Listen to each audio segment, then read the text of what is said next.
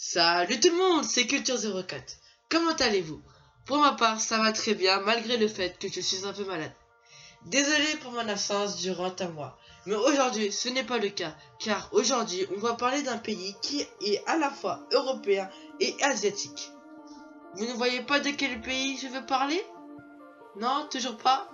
Ce n'est pas grave, c'est pour cela que Culture04 va vous dévoiler 4 choses sur la Turquie.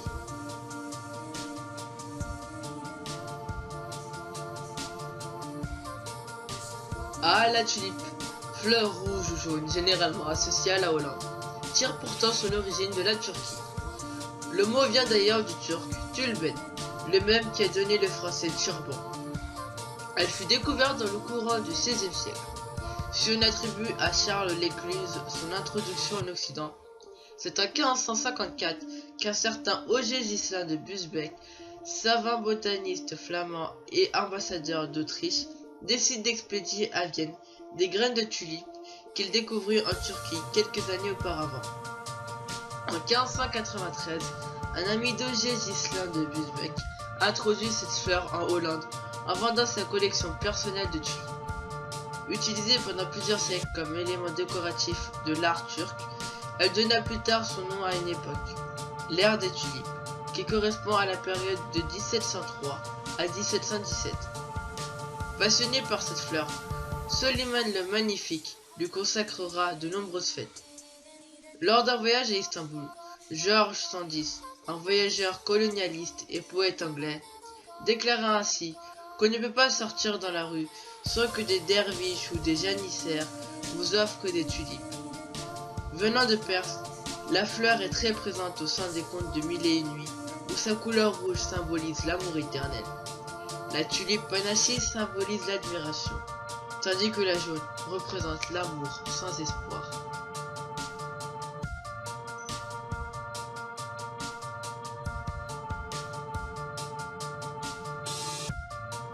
Istanbul est la seule ville à être sur deux continents différents, l'Europe et l'Asie.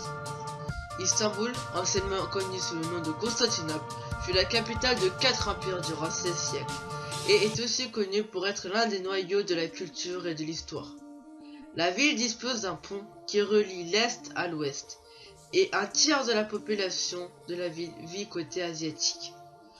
Le côté européen abrite le centre historique et commercial de la ville. Istanbul est la seconde ville la plus peuplée d'Europe, suivie de Moscou. Elle est connue pour son immense culture reflétée sur ses murs.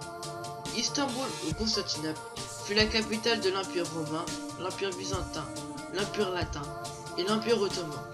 Donc imaginez les mélanges d'art, de culture et de littérature qui s'est développé dans cette ville.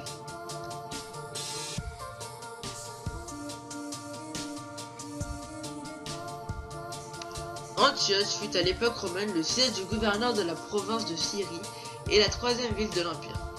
Elle fut jusqu'au VIe siècle un des principaux centres du christianisme.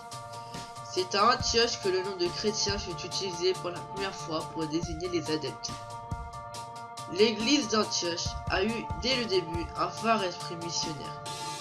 On lui doit l'évangélisation de la Mésopotamie et de l'Empire perse, auquel cette région fut presque totalement annexée à partir de l'an 363 après Jésus-Christ.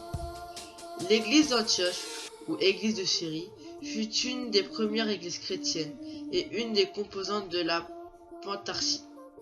Selon la tradition, elle aurait été fondée en 38 par les apôtres Pierre et Paul.